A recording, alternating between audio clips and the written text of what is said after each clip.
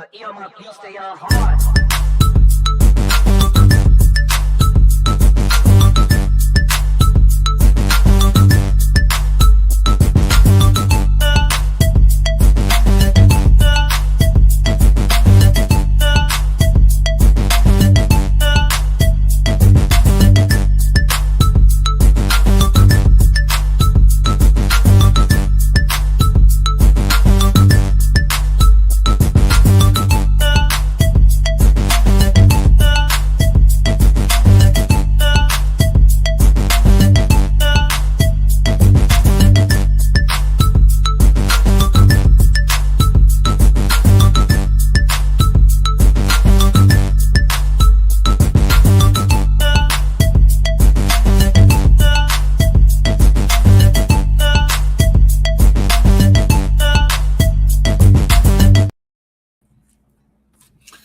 All right. Hello. Good evening. Welcome to another episode of the BCSN SportsWrap, the longest running HBCU themed sports talk show on the interwebs as we begin season number 10 alongside A.D. Drew. I'm Brian Fulford. A.D., congratulations, brother. We're here at season number 10. How you doing tonight? Never thought I would make it. What was this song? Never thought I'd make it. Definitely wouldn't have made it without you. Hey. So, appreciate you, brother. Appreciate you. Oh man, good stuff, man. Good stuff. You're back from the SLU, correct? Yeah, back from the loo. Okay, how's everybody? Everybody is fine. Okay, family's good. Good to hear. I heard you on, and for those who've been paying attention, A.D. making another appearance for, Shut up, Brian. A.D. has officially been on the BCSN at least once every day that we have broadcasted shows. So I think that's a new company record, Drew. Congratulations. Now you didn't quite make every show, but you've been on every day. Brian, I'm not effing with you. Oh man. So I don't know what we're going to talk about, Drew, because you talked about everything this week. I know your take on everything pretty much. So yeah, but see, the hardest part now is for me to talk about some of these same subjects and come up with new takes. All right. Well, you don't have to come up. Maybe how about nuanced takes? Maybe a fresher perspective than the first one. I don't want you to sell yourself short and give us something that you don't really believe. So that's what keeps the show fresh. We only talk about things that we really believe. Facts over feelings, Drew. Sometimes we say things, or let me rephrase. Sometimes I say things that people are uncomfortable with. Sometimes, Brian. Well, but I'm here for uncomfortable conversations. We have to be willing to have uncomfortable conversations. And, sometimes I just feel, Drew, if the conversation or the topic offends you, well, that's a you problem. That's just how I feel, So we're going to talk about some things in today's show. It might be triggering to some people. I wasn't intending to get into it with a particular fan base the other day. You did a damn good job. But I think I hurt a few. I don't know if I really hurt feelings of anybody who actually matters and cares. But for a lot of randoms, a lot of fans, they might have been hurt. But I will say, I think if I go through my timeline and just as many hate tweets that I got, end quotes, I got quite a few likes with what I said too.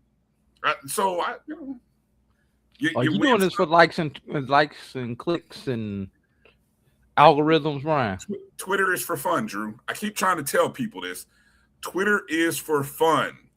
Don't take it too serious, folks. Twitter is for fun. So let's have some fun tonight. Maybe we'll get into a few facts, few opinions, as we try to catch up with all the things that have happened in the past week. Let me give a shout out to a few folks who jumped into the chat.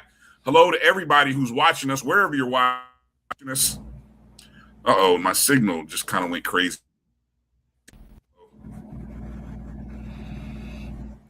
Let me make sure. Hold on. Let me cut off Wi-Fi hotspots. I'm hardline connected in, so okay, no hotspot there.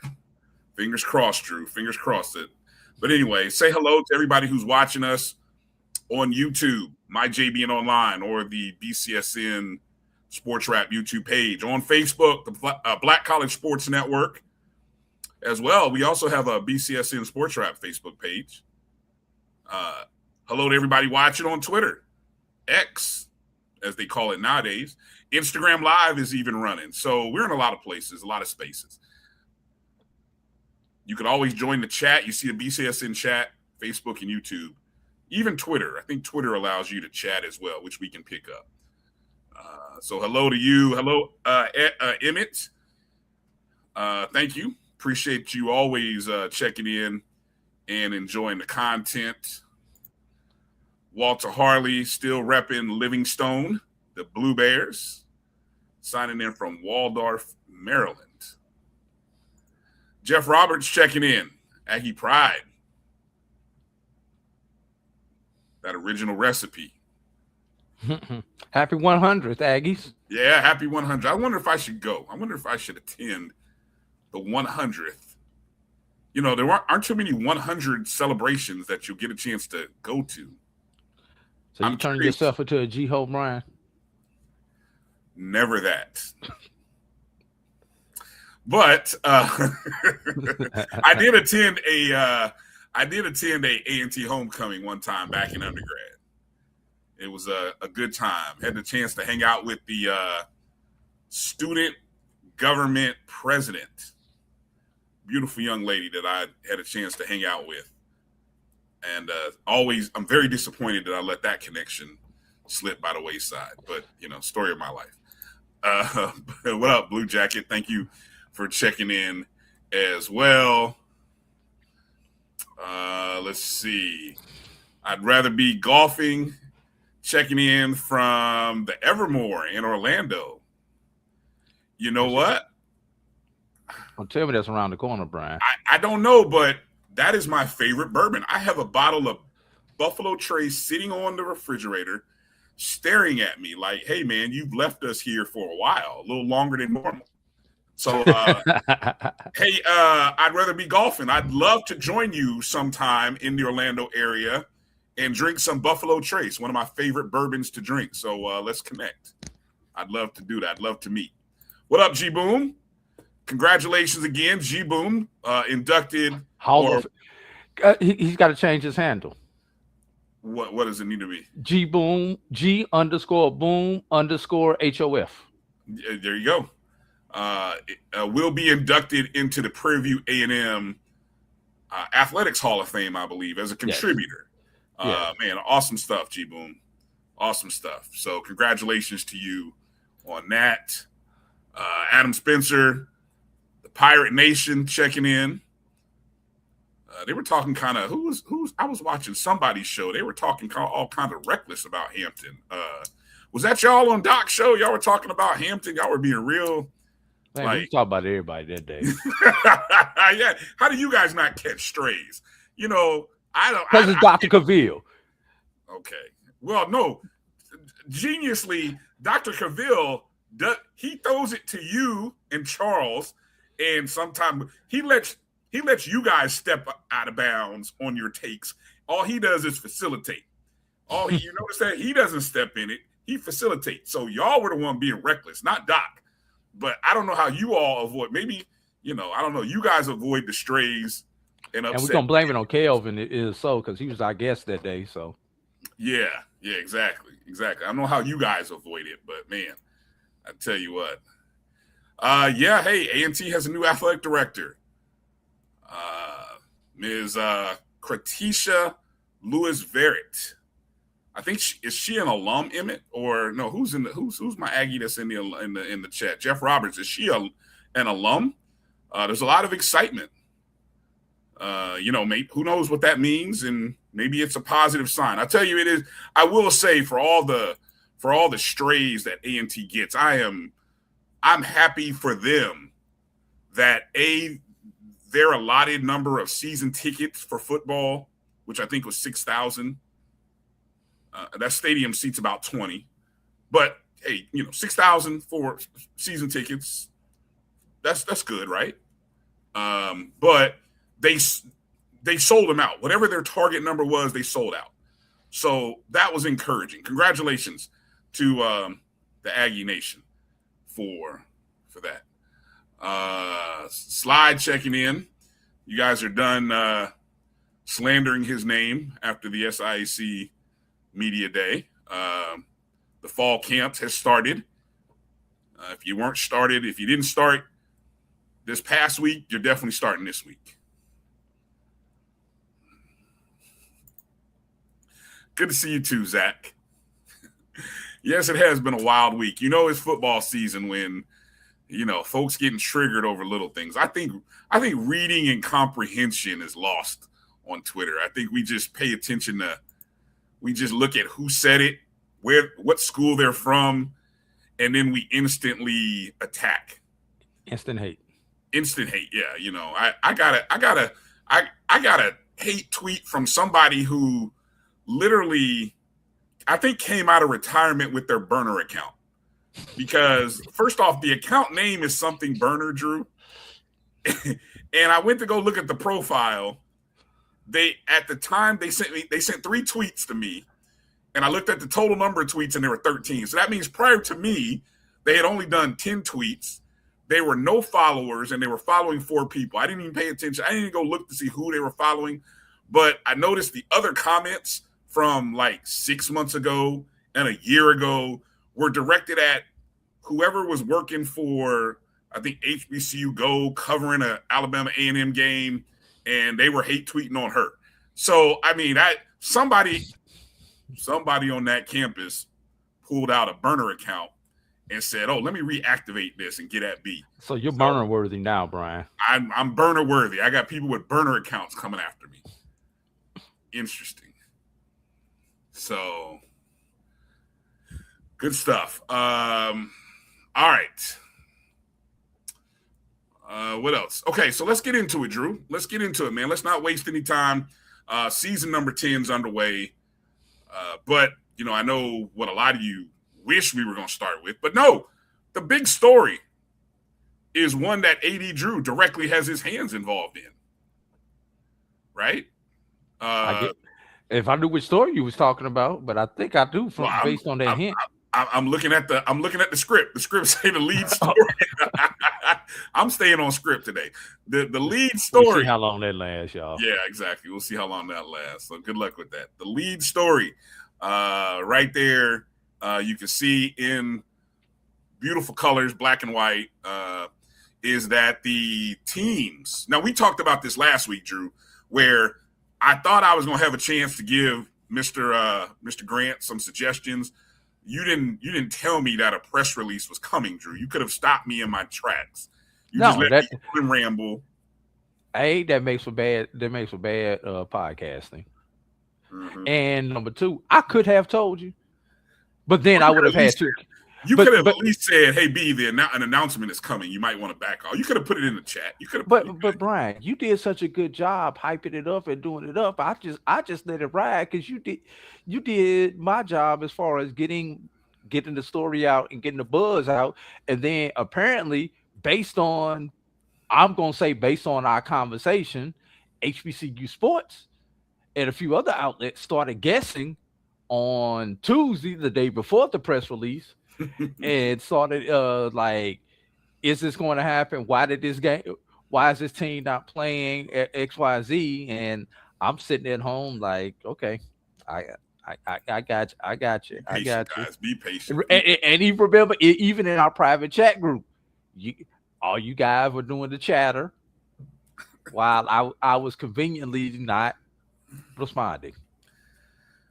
You do a good job of just kind of laying back and let us just throw darts at the wall. But And I don't want I don't want John Grant to send my mother to cash in on the life insurance policy. There you go. Or my son to cash in on it. He gonna have to wait. That's correct. That's correct. So yes, Mr. Grant, we can confirm AD did not give away any secrets in the private chats. I can tell you that. Okay, so ESPN events announced the next 3 Cricket MEAC SWAC Challenge kickoff presented by Toyota matchups in 2027. This is a bit surprising, and I'll explain why. But Morgan State will make their first appearance since, do you know when, Drew? You have the article. Oh, it's their first ever appearance. Oh, there you go. It's their first ever appearance in the MEAC SWAC Challenge kickoff game. They will take on Alabama State. Alabama State, of course. This will be, by the time that game plays, it will be their 3rd appearance since SWAC expansion in 2021. So the MEAC SWAC Challenge loves Alabama State. Morgan State gets their first appearance. So we can officially say after 2027, all MEAC schools will have made an appearance. And Brian, you're incorrect. That's 3rd appearance overall for Alabama State. Not only one post expansion. We're 2nd post expansion with this one. No, I said when that game plays. No, hold on. You're correct. My notes were bad. Yeah, it'll be their I wrote the article, yes. Brian. Okay, I think I would know. Okay, yeah. Okay, yes, it's their 2nd expansion. What did you say? Third ever? 4th. It'll be the 4th overall. The 1 and 2 going into the 2027 game. Right. Only one 1 and 0. You know, there are bullets here. I guess I should read the bullets, right? Okay. Instead of trying to guess. I know. And the one game they played was the rain game. That yes, the game that ended 1:35 in the morning. Yeah, ridiculous time at night. With his 3rd rain delay. Right. Then in 2028, and I think this was the game where a lot of people were speculating. Yes. Yeah, this was a lot of speculation was going on about this one in advance. Because the rumor mill was South Carolina State and Jackson State. Right. Right. So 2028, you get Jackson State making it'll be their 4th appearance and their 2nd since SWAC expansion. And their 4th overall. Jackson State, of course, more recently, they were 37-7 victory over South Carolina State in 2023. That was the debut of TC Taylor and the last season of Buddy Pugh, if I got that correct. Yes. Okay. That matter of fact, was it before that game or after that game that Buddy Pugh announced his retirement? Right before. Mm-hmm. Yes. Saying that that was going to be his last year. His last season. Norfolk State lost a 1-point game to Florida A&M in 2024. People will say that was a closer game than probably it needed to be. Missed a 2-point conversion there, which could have given them the lead, right? And also, I love how you tried to spin this a little bit. Assuming all things continue to stay the status norm and that Michael Vick is still honoring or still in what will be his 4th year of the 5th year contract, Michael Vick will be the coach. Yes. And a lot of people, I don't know rightfully or whatever, but a lot of people, including my co-host, a lot of speculation going on about will Mike Vick still be there in 2 years? Shame on you. And let me explain why. Because the cycle in this modern era of football has been, if you haven't gotten it done in 3 years, they're moving on. So that will be year 4. That's why I asked that question. Okay, but it's so. I mean, the man just had a first year. I know it was a bad first year. What, 1-10 We've or seen 1-11, whatever it we've was. I seen know it was coaches bad. not make it through year 2. Well, yes, but that was programs that had high expectations. I don't know that I mean, sorry, no offense to Norfolk State folks, respectfully, I don't know if Norfolk State has the kind of expectation as some of those other programs where we've seen coaches get capped in 2 years. So, what's the over under, Brian? come on. I think the 4th year will be the telltale year, but I like the fact that he signed a 5-year deal. It shows a commitment. And look, it takes, what is it we say? It usually takes 3 years, right? Not anymore. Well, for most programs, it takes 3 years for the culture to get in the system. Okay, yes, I believe Vic is safe. Let's stop trying to, let's be glad that he signed a 5-year. What up, Simone? Good Simone, is your boy gonna be here? Is your boy coming to Atlanta with Norfolk, Simone? Come so far away. So far away. Shout out to Simone out there covering the debut of the Women's Professional Baseball League, and she was everywhere. I even saw she was at the WNBA All-Star. I mean, I'm telling you, man, Simone travels. I would love to see what the frequent mileage. I don't know who's her official airline sponsor is, but man, they do a great job. What was that? What was that guy on NBC? Where in the world is so and so? Yeah, who was that guy? I don't know, but I'll tell you. Where in the world is Simone Stanley at today? Look, somebody's airline is missing an opportunity to partner up with Simone. That's all I'm gonna say. I don't know who it is, but and special point of privilege. I am disappointed that Simone was not named the broadcaster of the year in those HBCU Sports Award representing Morehouse College. Shameless plug. Okay.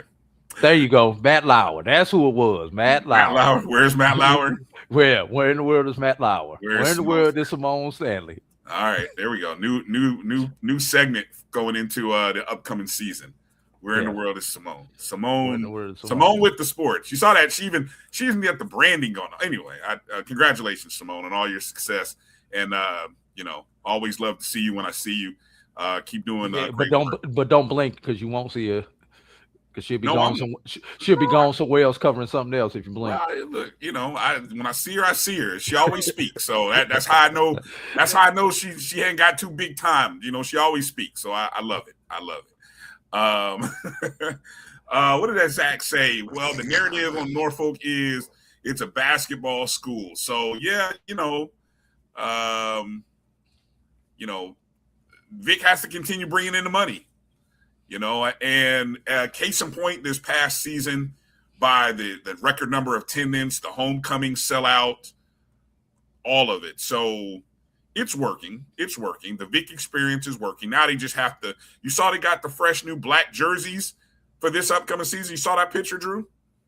No, I have not seen that. I'll have to find it. I retweeted it. So that's 4 wins. That's 4 additional wins coming on top of what they had last year. Anytime you playing black. I'm going to have to adjust the season win total for Norfolk State because if it was 3.5, I might bump it up to 4.5 this year especially with the black jersey. Now I don't know how many games they're going to wear the black uniforms. If I'm them, I'm wearing them at Philly. We'll talk about that, But anyway, we'll get into that a little bit later. Shout out to Kelvin Carter for host me in St. Louis. We did one of our shows from the Cheshire. Let's see. Wednesday we were at the Arena. I think it's the Arena Bar and Grill. With if you're a hockey fan, the St. Louis Blues, at where their original arena used to be, the original stadium used to be. There's a bar that's still there called the Arena Bar and Grill because it was called the St. Louis Arena. So we did it from there. We apologize about the audio on that day. But Thursday we came back from the Cheshire Hotel in Guys out there St. Louis. free drinks. Yeah, we came back from the Cheshire Hotel in St. Louis and did a much better show. Yeah. Congratulations. Cheshire Inn, excuse me. Cheshire Inn. Is that what it is? Yes. Which ironically is one of those hotels where a lot of the when teams used to come to town, I don't know if they still do it, but it was one of those hotels that teams would go and stay in. Outside of staying in like your upscale Marriotts and stuff like that. This was one of those upscale type hotels. Gotcha. Okay, and then in 2029, South Carolina State, who many thought was going to be the opponent in 2028, will actually play Alcorn State in 2029. And South Carolina State, in Atlanta, I mean, how many times have they been to Atlanta in the last five years, right? In which game? Yeah. Three times in the Celebration Bowl. In general, I think every year since that would be 5 times, I do believe. Well, follow me here. Every year since 23, when they played in the MEAC SWAC Challenge, I think they have been to Atlanta in some form or fashion. Well, let's back up though. Don't forget 21 when they won the national championship in the Celebration Bowl. Okay, so back it up to 21. Then how many times they've been to Atlanta? Let's see. They was in 21. 3 times. They was in 23. 3 times in December. 2 times. So yeah, that's 5 times. 5 times in 6 years. Yeah, 5 times in 6 years. 5. Oh wow, already 5 times in 6 years, man. Okay, and they'll take on Alcorn State, who Alcorn played in 2021 against North Carolina Central. So by the time that 29 season comes, it'll been a long time since Alcorn will have been in the MEAC SWAC Challenge. So, and you know what was interesting about the last time Alcorn was there?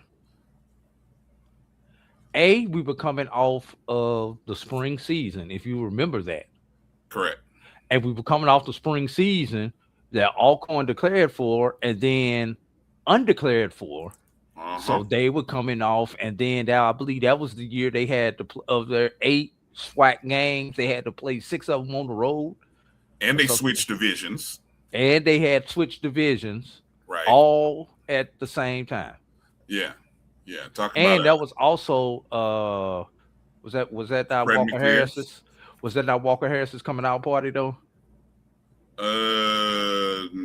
21? No, that wasn't Davius Richards. No, Davius Richards. That was Davius Richards. Okay, yeah, I was gonna say Davius Richards was still there in 21. Yeah, that was Davius Richards coming out party. All right, so okay, interesting matchup. Now, one of the things that I went back and looked at now, since the 21 season, with the addition of Morgan State, again, that is now 5 of the 6 MEAC schools will have been a part of this.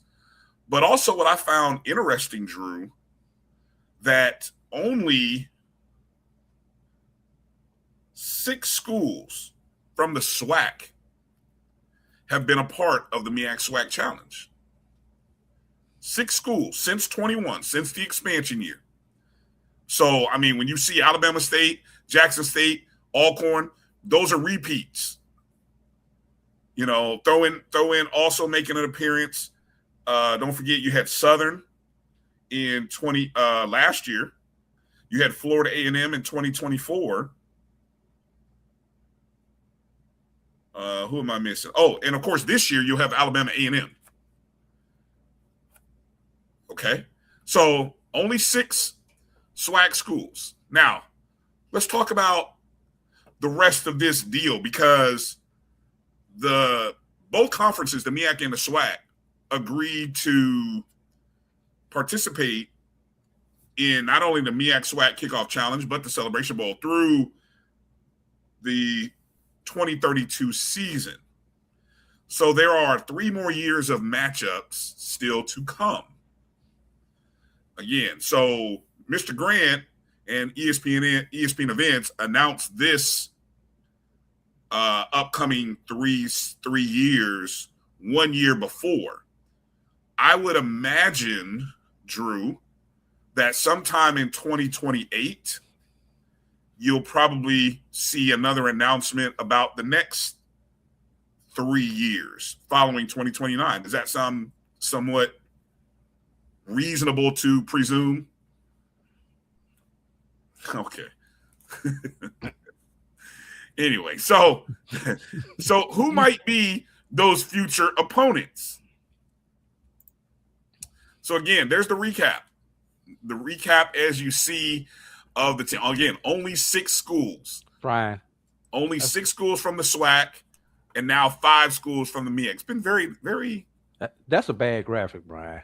Well, you know, it looked good when I was making it. I tried to look put good, yeah, but that white writing on that. There's a drop shadow behind it. All right, you guys give me a thumbs up or a thumbs down if you like the graphic. Or don't. Yeah, you needed a drop shadow. If it's hard, there's a drop shadow on it. If it's hard to read, you need to have some 5 o'clock shadow instead of some drop shadow. Mercy. You know what? Maybe it's you. Maybe it's just you.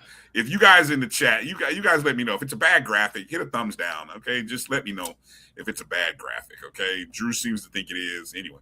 But let me fast forward then. Maybe this next graphic will be a little bit better for you, Drew, because I asked the question. Let me see if it comes up here. Who will the opponents in 2030, 31, and 32 be? You know what, Zach? I did think about darkening it, but I just, for some reason, to my eyes, I thought it came out well. But okay, thank you for your input. Thank you for paying attention. Okay, so here we go.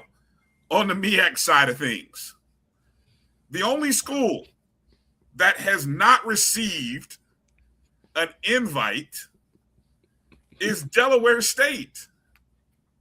And the last time Delaware State appeared in was 2010.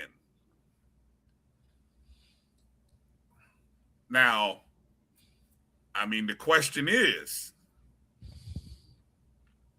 obviously, if they don't go to Delaware State, they can just recycle and run it back again. Because if you notice, there's a theme, right? I'm going to go back to my bad graphic.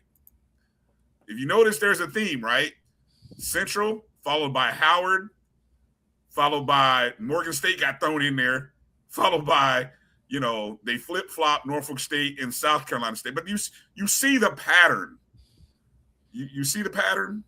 Okay? Maybe you can't see it because the graphic is bad. But anyway. You haters. Okay? What will it take for Delaware State to get an invite? Does Deshaun Jackson have to, still be around in 2030? What are the odds on that? Let's just handicap that right now, Drew. It is 2026. You know how we've been doing that? It's like that. It's not. Okay. Plus or minus 25%. Will Deshaun Jackson still be at Delaware State in 2030? Single-digit percentage. Wow, single-digit percentage. Okay. Well, so we go back to say, what will it take for Delaware State to get an invite? I don't know. Maybe they have to. Maybe if they have a couple of back-to-back 8-3, 9-2 seasons. How about if they get to the Celebration Bowl? There you go. Zach said 0. 0% chance. But they can get 40,000 in the vet. You don't think that fan base can travel down to Atlanta, huh? That's a hop, skip, and a jump from Dover, Delaware, Bryan. Okay. I'm okay. I'm just asking the question here. But more interesting, let's take a look over on the SWAC side, Drew. Because I told you there's only been 6 schools that have been in the MEAC SWAC Challenge since expansion. Now, Florida A&M is one of the 6. And, of course, you see their last appearance was 2024. But who has not been in? Well, the three obvious candidates to fill the rotation in 30, 31, and 32, to me, would seem to be Prairie View, Bethune-Cookman, who is 3-1 in this thing, but of course that's all on the MEAC side, and then Grambling State. It's a shocker to me that Grambling State has not been in the MEAC SWAC Challenge since 2009. And one more thing. I don't know if Jackson State was preseason ranked top 25 in FCS when they came with TC's first year, but Grambling State may have been the only preseason ranked top 25 FCS team in the 2 appearances that they came to the MEAC SWAC Challenge. That's a good fact. That's a good stat. So I'm curious, why is it taking Grambling State so long? I mean, they're a blue blood, right?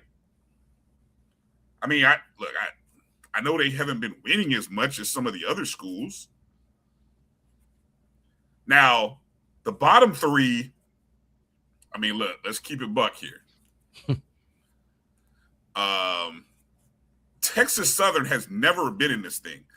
So maybe the fact that Morgan State made their first appearance, maybe it gives a door opening for Texas Southern, right? Maybe it opens the door a little bit.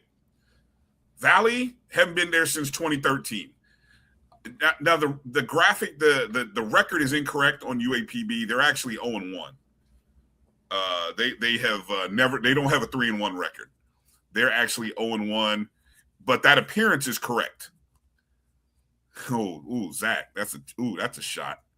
Shots fired, Zach. So Drew can't speculate, but you guys in the chat, what 3 schools should get a shot in 2030, 31, and 32? Personally, you got to draw people, right? We're talking attendance. Name of the game is to draw people. You got to have Florida A&M. You have to at least reach out to Florida A&M to get them in one of these next 3 years. Rattler Nation drew well. They always draw well in Atlanta, okay? The other 2, I think Prairie View isn't. If Prairie View continues on the trajectory that they're on with Tremaine Jackson, I think that's a no-brainer. Interesting, though, Drew, Bethune or Grambling? Because I don't think either coach today, I'm sorry to say respectfully, I don't think either coach there today will be with Bethune or Grambling in 2030, 31, or 32. If I'm wrong, I'm wrong, and congratulations. That means those coaches have been winning. But I would be shocked if those coaches are still there. So, I mean, I'd ask Drew, but Drew won't tell me. What do you guys think in the chat? Who do you think comes? And then you got to think about matchups. We haven't had a repeat matchup in the MEAC SWAC Challenge. Have we, Drew? I would have to go back and look at the history to see if we've actually had 2 teams that faced each other. I don't think so. As of right now, just going off the top of my head. But yeah, I'm kind of doing a quick scan on I do not think we've had a repeat matchup. So I think that may be a little bit what went into moving South Carolina State to 29, right? Sly's wishful thinking. I like that. I think A&T, if A&T were to. A&T would have to come in this year to be considered for 30. Oh, wow. It would take that long? Well, if you look at the fact that these matchups are 3 years out, Brian. But I don't think they won't make them. But A&T would have to declare this year that they're coming back in order to make the 30 game. Now, I'm not saying possibly 31 or 32, but to make the 30 game, A&T would have to declare this year. Yeah.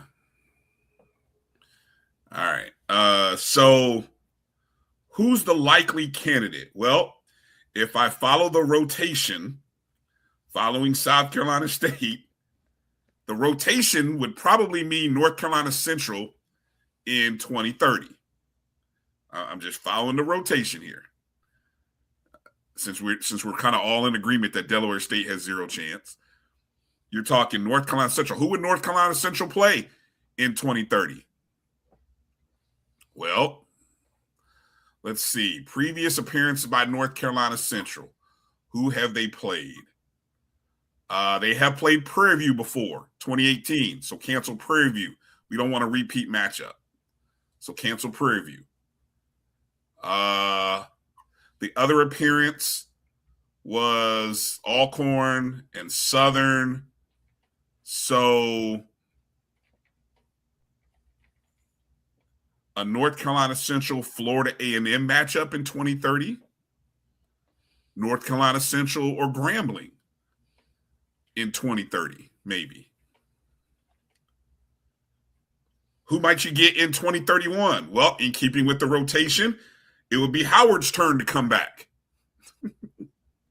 So Howard's previous opponents, obviously Alabama A&M this year, Alabama State previously. So how about Howard and Prairie View? Howard and Prairie View in 2031. Again, that's assuming that you haven't brought in Florida A&M. Because I think a Howard and Florida A&M would be a good matchup as well. Who is it? Johnny Thornton says Grambling versus North Carolina Central in 2030. Okay. You know, Johnny knows these. He knows things. So, and then 2032. Now, by 2032, if you haven't brought FAMU into the mix by this time, that means it'd been 8 years since you had FAMU. I think that's too long.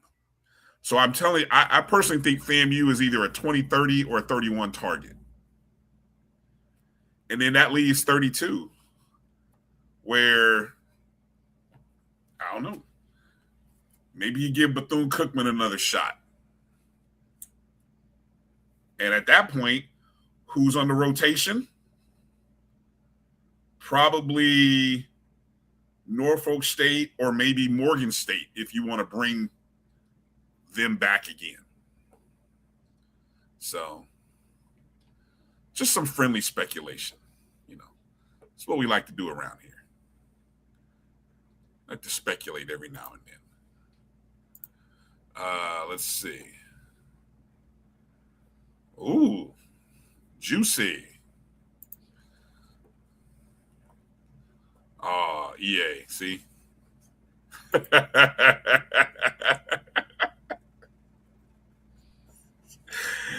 I don't know if that's happening, EA. I don't know.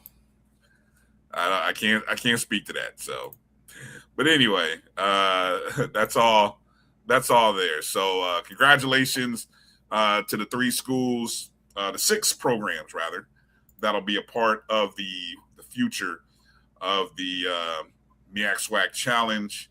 It'll be interesting to kind of see what this year's matchup is in terms of numbers. And, of course, you can watch the game on ABC if you can't be there live.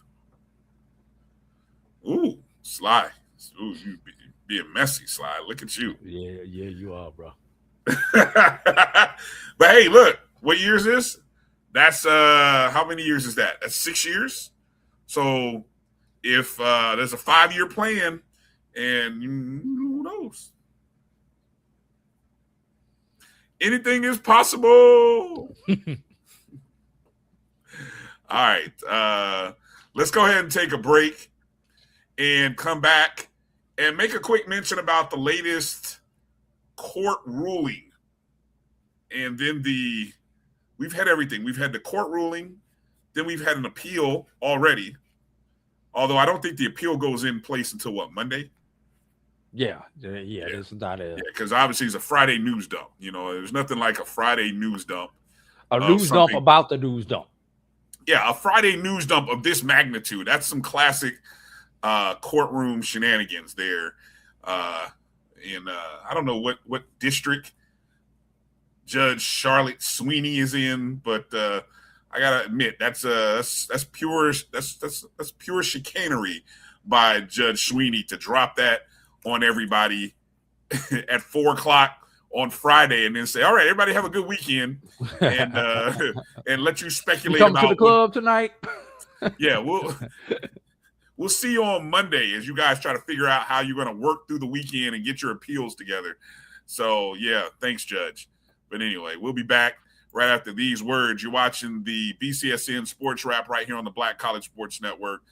A.D., Bryan, we'll be back in just a moment.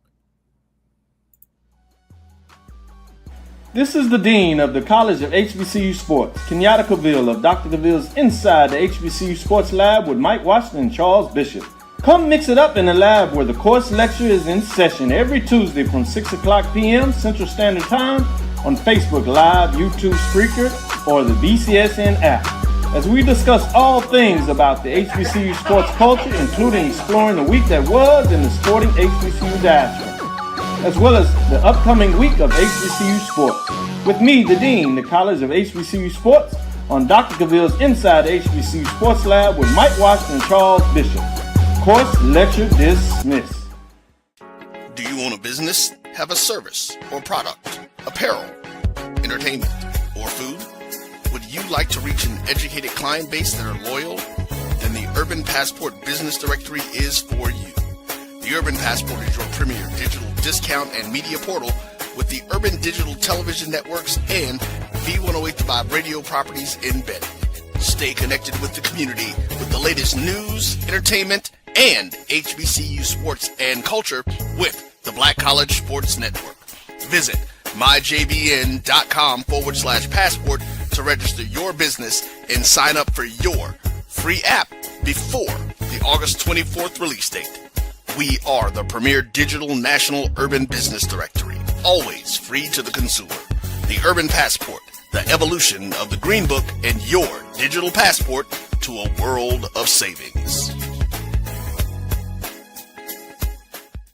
Tune in to the BCSN Pod Zone, the aggregate of some of the best HBCU sports shows on the net.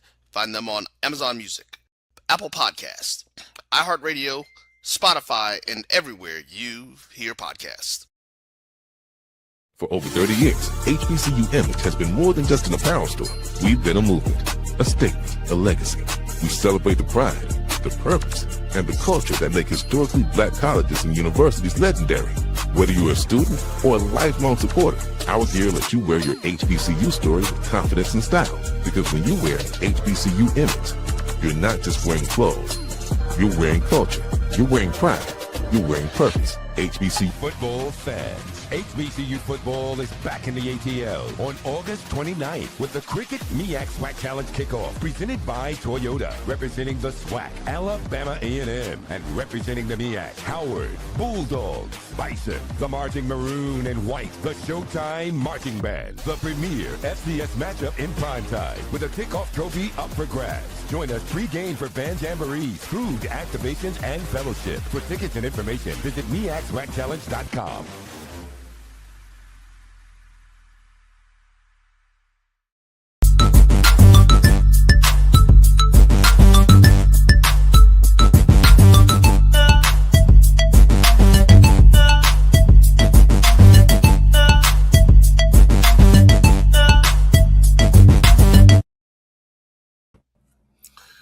All right, welcome back to the BCSN Sports Wrap. A.D. Drew, Bryan Fulford here. A.D., look at those sharp black jerseys.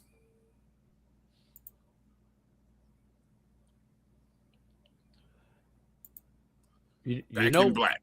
you know what I would have did, Bryan? What?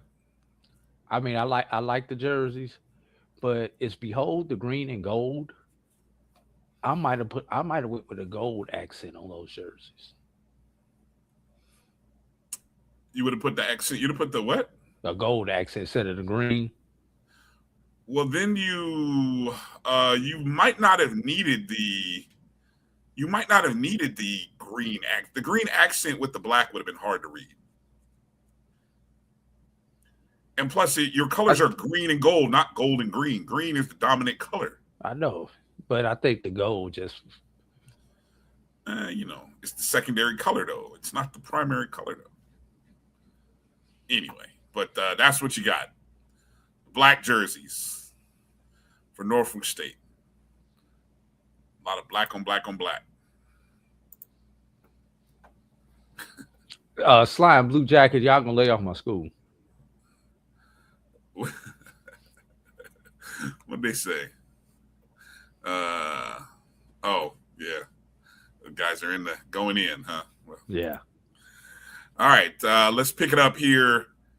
Second story of the past week.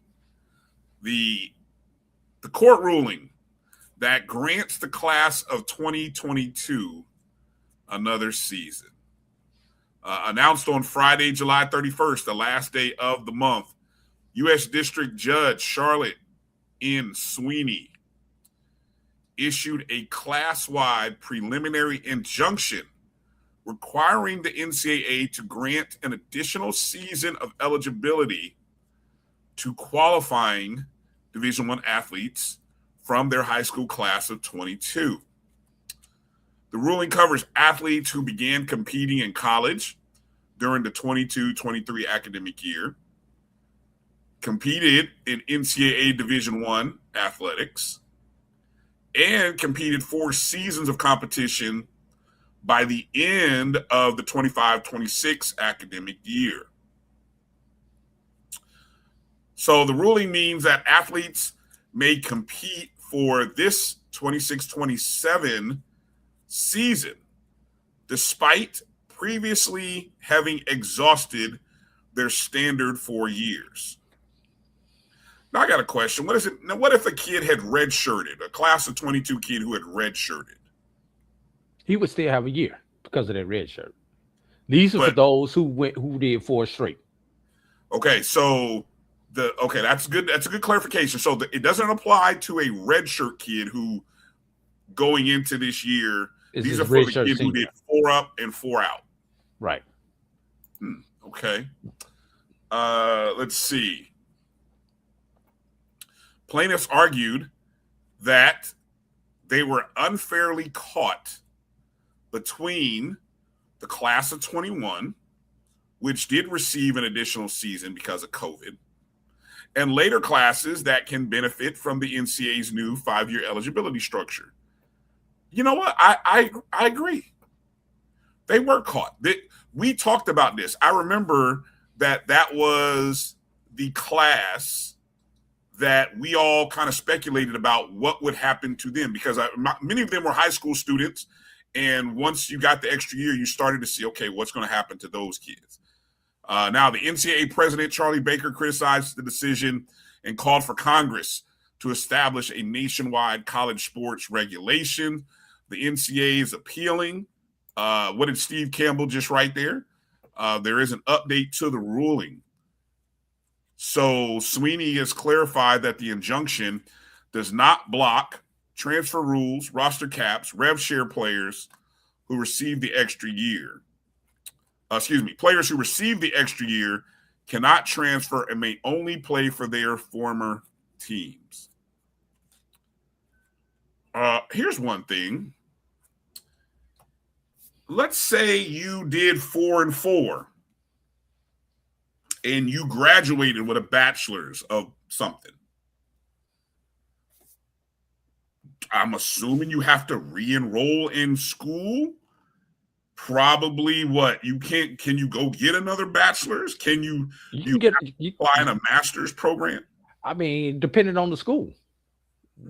What program could you do? Can you get a second bachelor's? Can you turn that minor into a second major with a few more classes? Or do you begin your first year of grad school? But that's the question every student athlete who gets that 5th year because of a red shirt or anything else has always had to go against. Or, Bryan, you just didn't graduate. just because you did not have enough credits to graduate, and you was going to be there that 5th year anyway.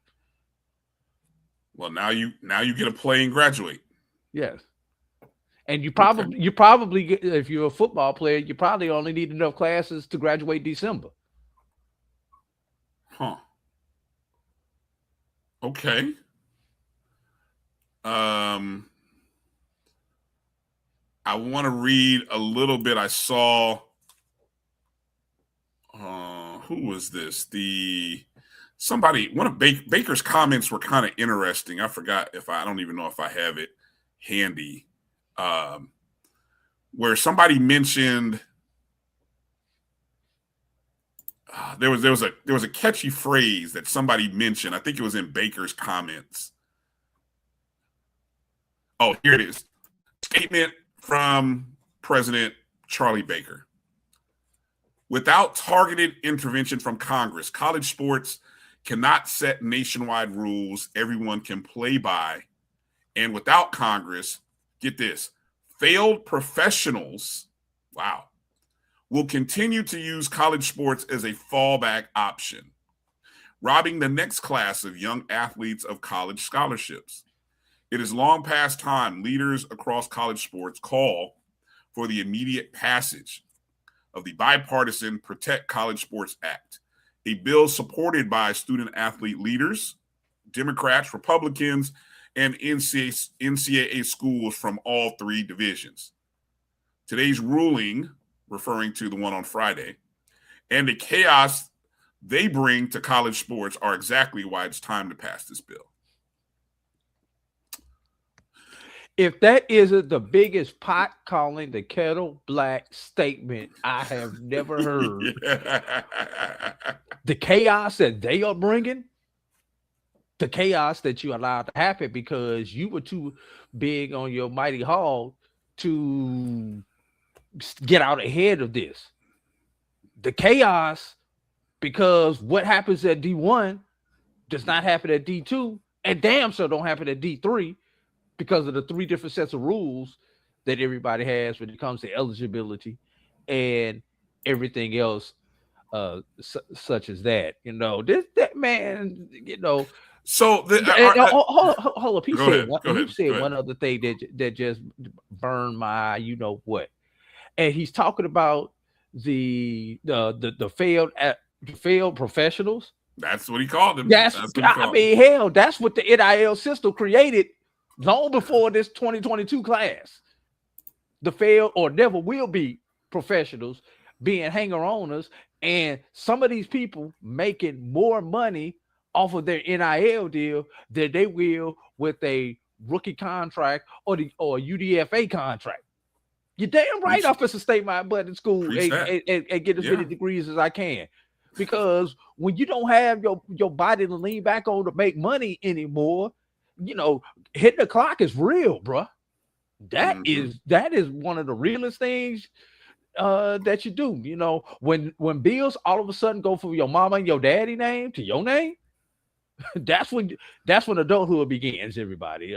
And I think everybody in this chat understands that. But Bryan, although high school students have been screwed ever since they've allowed this, starting with the COVID year and everything on, the class of 22 in particular was screwed. And the reason with this, when you got everybody before you get in that 5th year because of the COVID waivers, everybody after you now getting the 5th year because they're able to go back and retroactively declare and get that, but that begins with the class of 23. It did not take a genius to figure out about the class of 22. When they did that, that was the first question I asked, and I did not sleep at a Holiday Inn last night. I did 2 nights ago, but not last night. So I'm not as smart as I think I am, but why is it that the NCAA can create rules and the member institutions, which they all sign on for, why don't they follow? Why aren't they able to follow them? What is it in the law that is preventing the NCAA from enforcing their own rules? Any thoughts on that, Drew? I mean, what am I missing for the layman here? Because it sometimes I feel like it should be that simple, but maybe it's not. Doesn't appear to be. But the NCAA and the presidents of the colleges and universities that make up the NCAA, they agree to these rules, right? These rules don't just come out of left field. It's not like Charlie Baker just writes them down and then they become law. They have these subcommittees, they meet, and they all, so it's not like these are shocking rules that are made up. So why are they so hard to follow? Is it and again, I'm not, can you help me understand that, Drew? Because I'm not smart enough. I'm not as smart as I thought I was. Definitely not. That's an understatement. But anyway. Ouch. Damn me, Drew. Hey, Bryan, we've all had jobs, correct? Yeah. And they give you this thing at just about every job called an employee manual. Yeah. That you're supposed to read and you're supposed to know, correct? Correct. You do this, and this, you will be rewarded with additional compensation. You do these things, you will be reprimanded up to and including termination, correct? Right. And then they have this thing on the shelf in this HR office called the HR manual that has a lot more rules and a lot more regulations. Right. Who wrote those rules and regulations? All the lawyers, the company president, everything else. Mm-hmm. So not knowing the difference between that little bitty manual that they gave you, that 20-page manual that they gave you, or that 200-page manual in the book that covers every doggone thing. And enforcing those, because if they want to, they can find any rule to either help you or hurt you in the big manual. Mm-hmm. But they only give you the little manual to go by. And most of us in our adult life have had that conversation, have been called to the office where you had the HR person. I know I have. The last time HR called me, they let me go. But anyway. That's what I'm talking about. Oh, okay. That one? Okay. That conversation. Yeah, I read that one. Yeah. That conversation, Bryan. And but what happens? It doesn't start with HR. It starts with your supervisor. Correct. And then you appeal to HR. Then you go talk to HR. So that's kind of the same thing. Your supervisor really wanted to get rid of your butt, but he was the female dog in the situation that did not have the balls to do it. So he does what he wants to do and puts it off on HR. And HR is the one who has to be the bad, you know what? That's the best analogy that I could give you, Bryan. These presidents really want to do it, but they push it off on the NCAA so that they are the ones who really have to take the heat. But it's really your supervisor, i.e., the school presidents. So it's a great point here by Steve that it's not the schools, it's the plaintiff being the students. So let me ask this then. I'm gonna move forward. The plaintiffs are students of the university. Do you not agree at some point as a student athlete or a student, do you agree to follow the rules that are mandated by the university? Or aren't there a set of rules that as a college athlete receiving an athletic scholarship that you agree to certain rules that the school and the NCAA are setting forth? So maybe that's not in the language that, I mean, I don't know. I've never been a student athlete. I mean, are there documents that student athletes have to sign that says that? Again, I'm just trying to keep it real simple here for somebody who's trying to wonder, because here's a great question. that somebody had asked and said, why do they need a law from Congress? Yeah, I mean, at the end of the day, because they too big of a female dog. Who is they? Who's they? The presidents. So the presidents aren't enforcing their own. They don't want to be. They want to be the afraid that appear to be on the side of these student athletes. But they really could care less. Most of them.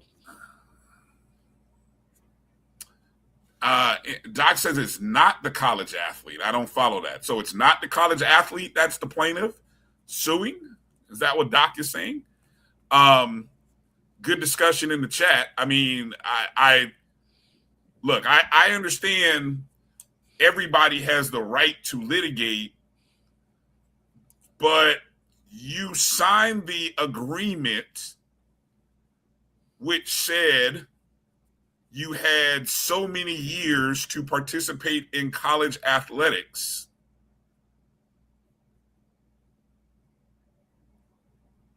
Is it because of the rule changes, because of the extra COVID years? Because so that was the door that opened.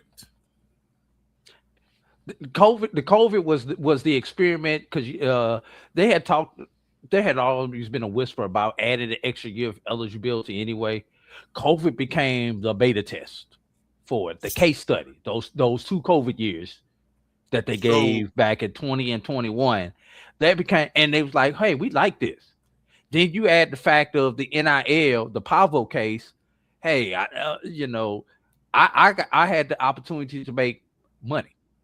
I could stay in and make an extra year of money. If the NIL piece was not tied to this, Brian, most of these student athletes would not even be trying to take advantage of this 5th year, Brian. You're saying this is it didn't. Okay, so you're indirectly implying that the NIL is why they are litigating for a. That's one reason. I'm not saying that's the only reason, but it's top 3. Because if you're not at that top NIL making any type of decent money, you're going to get that 4-year degree and go out and get that job at 50, 60, 70K or whatever that first job is going to be. And you're getting ready to go live your life. But if I can get $1.25 NIL, hell yeah, I'm going back to school. So if we had to think back and think about all the things that didn't happen, almost a butterfly effect, right? When they decided to give an extra year to the COVID kids, nobody in the room said, what's going to happen to the next class that comes in? Nobody thought about that, huh? They just thought that the next class was going to be okay with it. No, they thought about it, but they kicked that can down the road. Is what happened, and they kept kicking, and they kept kicking. No, I guarantee you, somebody said it. Pandora's box is going to open. We're going to open up this can of worms, and we're not going to be able to put this stuff back. But they was like, we'll deal with that later. How many times have you been at that? It's something you'll deal with it later, Brian. You got a water hose outside. You know it's a little leak in it. I'll deal with it later. Or you got a leak in the faucet in your sink. You deal with it later. You could have changed the washer right then and there, Brian, and been done with it. But now you got a $500 water bill because you didn't fix the leak. So in short, as my guy Kelvin said, the rabbit's got the gun. The money is too big. Zach says where is on the Save College Sports Act, which is going to be up for a vote, hopefully, or presumably in the next week or maybe 2. Session ends this week, if I remember. That's what I thought. So really, it has to. If it's going to happen, it has to happen this week before they go on recess. Isn't there now? If I recall, and I know we got the right people in the chat, are the SWAC and MEAC on 2 different sides of the Save College Sports Act? No, I thought I heard Commissioner Stills make some comments she's against it. as well as the SWAC. Yes, they are against it. Okay. Does it apply to Division II, CIAA, and SIC? Or is it strictly the Save College Sports Act is a Division I? It's mainly a Division I act, but there are some ripple effects, some residuals for Division II and Division III. But Brian, any legislation that passes the NCAA is about Division I, specifically the Autonomous Four, probably more practically the Super Two. All right. There you go. The act will, it seems like, as Doc said, the act will hurt the athletes. But again, we want our college athletics the way we are, right? I'm not saying me, but lots of talking people out there. They want, let's not let these kids make money in a marketplace where I've said college athletics is the least recession proof industry that we have right now in this country. And so, yeah. Anyway, okay. So yeah, I thought the MEAC and SWAC were on two different. Wait a minute. So the SWAC is for the act. I thought the SWAC was on a different level than the MEAC. Okay, that's what. Okay, so maybe I'm misunderstanding that. The NAACP and I've lost all track. See, so the NAACP and the Congressional Black Caucus are against it. The conferences are in support of it. Huh. Okay. Is that a case of maybe the conferences? And I apologize. I'm not, following it as intently as thankfully some of the guys in the chat are. So I'm asking the questions that many who are watching might be wondering, right? Yeah. In short, FBS problems, first world problems. Well, no money, no problems. You know what I'm waiting on, Brian? Mm-hmm. And this fifth year case kind of brings it out because the ruling says that you must have competed as a Division I athlete in one of your 4 years. I'm waiting on that Division II or the Division III athlete to take this to court. Wait a minute. It says what now? You must have been, in order to get this extra year, you have to have played. You just have competed as a Division I athlete in just one of the 4 years. One of your 4 years, yes. Oh, you could have played your freshman year, spent your last 3 years as D2, and then that means that fifth year you get has to be out of Division I. Yes. Okay. Yeah, but I'm just waiting on Division II or Division III athlete to take that to court. All right. The commissioners from the 4 HBCU conferences jointly lobbied Congress to support the SCORE Act. Thank you for that update, Steve. Yeah. Well, we will see what happens, and it has to pass the House and then the Senate, correct? And it won't get past the House. So you think it's going to get stuck in the House? I think it's going to get stuck in the House. The margins are too thin, and with Kentucky not being able to vote, we'll say that for another podcast. I just thought about it. I was like, "What? Oh, yeah." I'm skeptical about it passing hanging out with the Qs. Oh, you saw that meme? I saw that. Brothers of Omega Sci-Fi. Yeah, I gotta find that. I should find that photo. That was funny. This is why the SCORE Act can't be passed right here.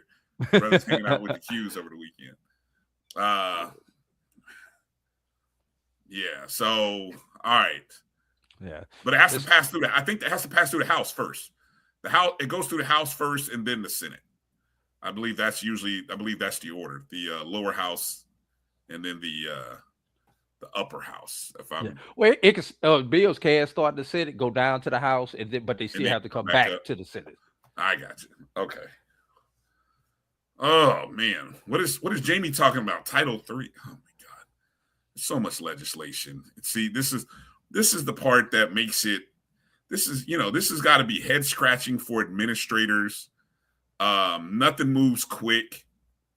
So when we talk about why people get disenfranchised with all of this, at the end of the day, probably 75% of most people just want to see their teams play. I mean, they don't care, but most of them probably don't care that these kids are getting paid. I mean, sure, but just as long as they're out there playing for my school. I mean, now, I believe most people are like that. Most people, not a few of you nuanced folks out there, you want to see proper legislation, good representation, kids actually be able to earn what is due to them. But, unofficially, I think that's the minority. I think most people are thinking, hey, we got football in 4 weeks. Let's go. That's just, Nobody will pay attention come the last Saturday in August to this anymore. I mean, once they get started, or the last Thursday in August, because there's a lot of Thursday night games. Yeah. So let's get this next break, and then Bryan, let's talk about your comments after the break. Patches. All right. We'll talk about it is good to be first, but as somebody told me, I didn't say it, but somebody said sometimes it's better to be right than it is to be first. Now, I don't know if that applies in this case, but I sure tried to make it apply. We'll see how poorly worded that tweet was on the other side of the break. You're watching the BCSN SportsWrap right here on the Black College Sports Network. AD and Bryan, we'll be back in just a moment.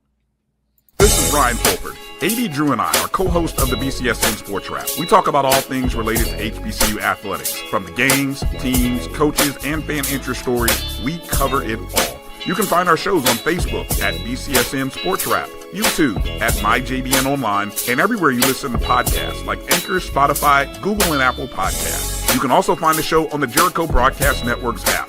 Make sure to download. We look forward to you joining the conversation and being a part of the show. From cancer care to accidental injuries to cardiac care, we all know that there are times that you can't control what happens in your life. But with Globe Life Family Heritage, you can be prepared to weather the storm when it comes. Call Dr. Beverly Eagle Rogers at 877-300-8269 or visit the website at globelifefamilyheritage.com. With over 25 years of serving communities, Dr. Beverly Eagles Rogers is here to help you and your family through difficult times. Dr. Beverly takes pride in Globe Life being one of the few companies that returns 100% of premiums to clients that stay healthy. So for more information, call Dr. Beverly Eagle Rogers at 877-300-8269 or visit the website at globelifefamilyheritage.com. Introducing the HBCU Trivia Game. It's more than a board game. It's a journey through the legacy of historically black colleges and universities. Here's how it works. 2 to 4 players, ages 13 and up, start as freshmen and roll the dice to advance. But here's the twist. You can only move forward by answering trivia questions about HBCU. Test your knowledge of notable alumni, key historical events, sports milestones, and fun HBCU facts. Watch out for spaces that can propel you ahead or set you back. And if you get a question wrong, you stay put until your next turn. The first to reach graduation wins. The HBCU Trivia Game. Support, educate, entertain. Available now. Let the journey begin. For over 30 years, HBCU Image has been more than just an apparel store. We've been a movement, a statement, a legacy. We celebrate the pride, the purpose, and the culture that make historically black colleges and universities legendary. HBCU Image, a Kenny T's company. The champs are here. 2 teams, 2 legacies, 2 championship-winning coaches on one stage. The 2026 Orange Blossom Classic. South Carolina State Bulldogs versus the FAMU Rattlers. September 6th, Labor Day weekend, Hard Rock Stadium in Miami Gardens, Florida. You don't just want to watch it, you want to feel it. The sound of the bands, the energy in the stands, and the pride on every play. Get your tickets now at orangeblossomclassic.com. Built on history, fueled by pride.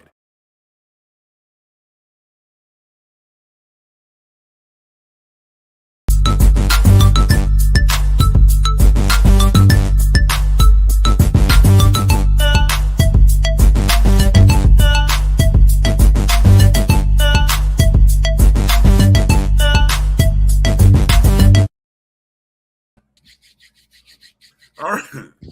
What's that for, Drew? I'm ready for this segment, but Oh, Lord have mercy. I'm ready to see them cut into you, Brian. Gee, what I do? Welcome back to the BCSN SportsWrap. Alongside A.D. Drew, I'm Brian Fulford. Thanks for joining us as we begin season number 10 of the BCSN SportsWrap right here on the Black College Sports Network. I'm sorry you weren't on Twitter yesterday, Zach. Some people, I'm not going to say who, but somebody in this chat denied me 3 times. That's all I'm going to say now. I was like, do you know this person? And I'm like, huh? What? I don't know him. So I'm hurt. But anyway, it is what it is. So, all right. Hold on. Let's start that one. Hold on, because I love people who want to educate me. I got it. I'm all for it. You can educate. Let's see. Let me put the chat in here, because we as my boy Kelvin said, we don't duck no smoke around here. We don't duck no smoke. All right, there it is. We don't duck no smoke. All right, let's get to the real. It was Roy who said it. Right. Okay, thank you, Roy. Thank you for clarifying. I knew somebody I knew and loved said it. Okay, so Alabama A&M University announced, when did they announce this? Friday? Yeah, Friday. Yes, Friday. Friday announced a partnership with Omni2 Max that makes the Bulldogs the first HBCU football program to secure a corporate jersey patch agreement. Now, Omni2 Max logo will appear on Alabama A&M football jerseys during the 26th season. Alabama A&M described the agreement as part of its effort to expand corporate partnerships, generate revenue, and increase national exposure. Who is Omni2 Max? Well, they are a technical services company working in information technology, cybersecurity, engineering, logistics, and program management. So I believe that this company also has very strong ties to Alabama A&M, where I believe maybe the owner, it is a private company, if I'm not mistaken, and I think the owner of the company is an Alabama A&M alum, or at least a supporter, right? So this came on a day in which there were some, like, among all the NCAA news dump news that was going on, there was this story that we were seeing that Ohio State had announced that they were going to be getting somewhere upwards of $17 million for a jersey patch. Let me see I forgot who it was. We'll get to it in a second. I've got the graphic for it. But there somebody was going to be sponsoring like all 36 sports. There was also, at the same time, Notre Dame University released a news that they were partnering with SoFi, and they were getting $20 million for was it all sports? Let me look back through the notes here on whether it was all sports or just some of the sports. But anyway, so all that was going on. And so, you see the $250,000. And I mean, look, we can't discount the money. When I heard many people say when you don't have no money, well, getting some money is a good thing, right? It is. Okay. So in looking at this money and looking at the evaluation of the patches from, that Notre Dame and Ohio State made, I was thinking to myself, the Florida A&M University brand, a blue blood in college football. Okay, let's keep it real. We are. Florida A&M is one of the blue bloods among black college institutions. Okay. And, I said that 250 that Alabama A&M is nice, but I felt that Florida A&M would be worth a whole lot more. Okay. Now, so as you should. And it's not me being a homer. I know it's hard for people to really not or look past that. But I think anybody with a sense of self-awareness about Florida A&M's place among HBCUs might say, yes, I could see that. Okay. So I saw the comment. I saw good friend Mo Carter, who covered the event. I saw his tweet, and I said, let me go to the Twitter machine. I like to have some fun. So this is what I typed. I said, sometimes it's better to be right than first. All I'll say, this is me, speaking that Florida A&M University football is worth more than $250,000. Now, the next part I think a lot of people missed, and maybe I should have put it on a separate sentence. Congrats to AAMU for being the first HBCU to create this revenue stream, period. I should have put it on a separate line. I see my mistake. No, Brian. You should have stopped after the first sentence. That's where you should have stopped at. If you would have stopped after that first period, nothing that you received over the last day and a half would have happened to you. Okay. So that's what I said. Oh man, I tell you, the heat and the bullets came flying. You had people. You got your Kevlar vest, Brian. Hey, I got a tough skin. There's a lot of skin here on this body. It's a big body. There's a lot of skin. So, but anyway, I got it from. I mentioned there were burner accounts. There were people that we've interacted with on this show and other shows. That they just felt some kind of way. Some people felt it was a backhanded compliment. I apologize that if that's how you took it, that's a you problem. Again, I regret not putting it on a separate sentence or maybe starting the tweet with that. But my focus was really more so about Florida A&M, but more so you brought up a great point on the Carlos Brown show yesterday. Alabama A&M has created a baseline. What'd you call it? You call it a baseline? A floor? Yeah, a floor. You call it a floor for HBCU. I'd rather say baseline. Baseline, okay. Baseline. Because a floor means that's the lowest you can go. There could be somebody that goes lower, but we have a base number now. Right. Okay. So that's the baseline of but again, so why do I feel the way I felt about Florida A&M? Well, there's a couple of reasons, right? And I'll spell them out. Now, needless to say, again, people wanted to bring everything up from Jerami Gate to the Georgia. Trust me, we got plenty of things that people can throw. You know, people act like and those darts land. And they do. I mean, those are some good darts. I mean, they're well deserved. Yes. But at the end of the day, what Florida A&M does is it moves a needle, good or bad. When Florida A&M does something, people respond and react.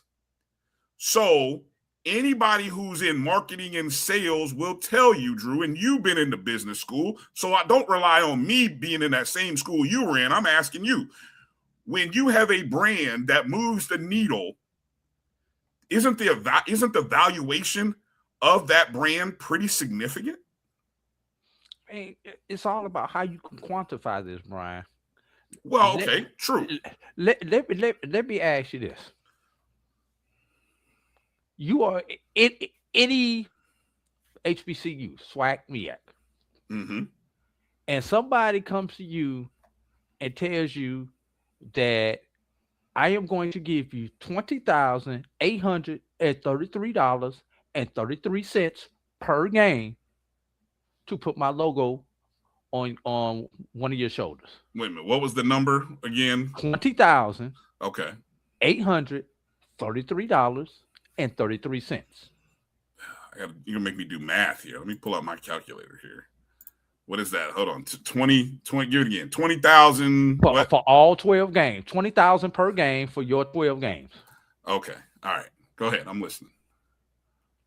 2833.33 for your 12 games this season. Oh, okay. I see what you did. I see where you're going. To wear my jersey. I don't have to clear out any space on my campus for your activation. Right. I don't have to do anything else except get my equipment manager to get the double-sided stuff and to put it on. Are you taking that deal, Brian? Depends on where I'm at. I'm be honest with you. Depends. There are 5 schools within the Southwestern Athletic Conference. How do you value that though when there is no, because we're not getting $17 million. And my question is, how do you figure out what your worth is? And let's be real, everybody. There are going to be some schools that are going to value higher than Alabama A&M, and there are going to be some schools who would not be able to get what Alabama A&M just got. I think in this case, first of all, shout out to Dr. Paul Bryant for stepping out and doing this and being an innovator with this. Paul Bryant has done a lot of big things. Exactly. But somebody has to be first. Now, do I want to be first? Probably not. But if I am first, so be it. I'm taking the chance. I'm taking the risk. Right. Okay. So thank you. Perfectly said. The value is based on what the company is willing to sign a contract. Because you have no base, you have no numbers to go against, nothing to quantify. I have no way to say what my ROI is going to be. What type of KPIs are you even looking for with this? Because this is the stuff that goes into a marketing deal. You're looking for. You have different KPIs that you're looking for. And is that KPI how many times? Okay, this is why I said that you're getting on. This is why I said what I said. Let me finish. Sometimes. Let me finish. Well, okay, go ahead. Okay, is your key performance index how many views that you're getting on ESPN and SWAC TV and HBCU Go, and that's how we're going to quantify whether this is a good or a bad deal for me, and whether that turns into leads or possible things. Or Brian, could this have been?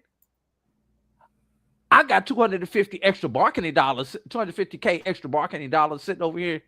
Let me funnel this to my alma mater, and now I found an excuse to get this to my alma mater because this was marketing dollars that was just sitting over here to spend anyway. Yeah. So to answer the first question about whether I would, there are probably 4 or 5 SWAC schools where if I'm at that school, I might not just, again, I'm not going to speculate on that. This was just, hey, we just pulled a number out of the thin blue air. This 250,000 was probably talked about. It had to be a number that the company felt comfortable with.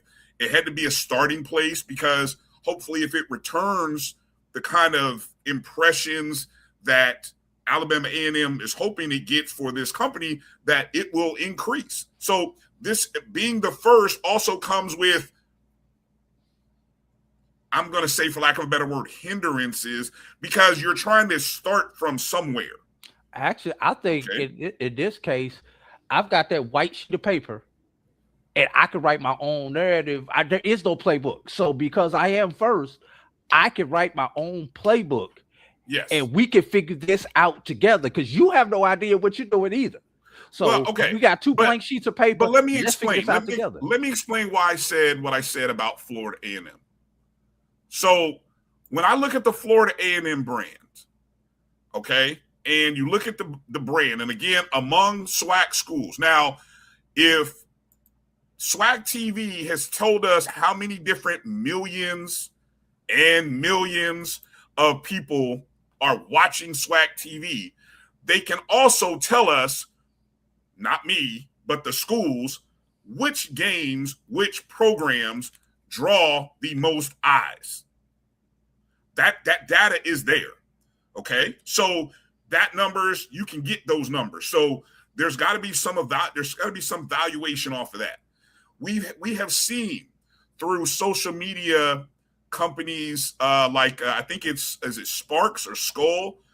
We've seen where schools like Florida A&M, and I'm going to use Jackson State because they have produced high on that rating for SWAC schools. We have seen their social media presence draw among some of the best in the FCS football, even better than some Division I schools. We've seen that. That means that, hey, that means fans are engaging with social media, right? And again, we're talking about that football patch being on a jersey 12 times during a season. So then where are those games being played? And then so we're not just talking about the games that are being played, but you're also talking about all the social media video content that's going to be consumed, right? So where are those games going to play? Those games are going to be on not only SWAC TV, but they're going to be on HBCU Go. They're going to be on ESPN, right? They're going to be on those networks that some other schools within the conference are not going to be on as much as Florida A&M. That's facts. I'm sorry. That's facts. If I'm wrong, I'm wrong. Tell me, but you guys know that's truth. So there you have that. Secondarily, you also have the Nike and LeBron branded uniform package. Now, I know that is primarily a basketball thing, but I know that the football team has had LeBron cleats. That relationship with LeBron and Florida A&M has weight to it. It started in 2021. It's a 6-year deal. So, matter of fact, we just had the equipment manager on Wednesday night's show. There's still at least 2 years, I think, left on the deal. And the talks of extending that relationship are happening. So there's that. Okay. You got the Florida market. Okay. As much as people, sometimes dislike what happens in Florida, it's an attractive market. You have an alumni base. I mean, Florida A&M will be in Miami, South Florida. They'll be in Orlando. They have a strong base in, Tampa, Jacksonville. So all of those things consuming, they matter. So you have to come up with a number. Yes, you come up with a number, and you got to look at what some of these other schools are pulling in. If I were to look at it today, Drew, I would say Well, there are other schools that are pulling in numbers for jersey patches. To me, that would be comparable to a certain degree to Florida A&M, because even though Florida A&M is not in the FBS, if we look at P4 versus, what is it, G6 now? Not even the G5, it's G6. Whatever it is, the non-P4 conferences, some of them most of them have less tradition than Florida A&M, less history than Florida A&M, less Hall of Famers than Florida A&M football. Okay? So if I'm walking in the door with a number, I'm starting the floor for Florida A&M. You want me to give you the number, or you want me to wait?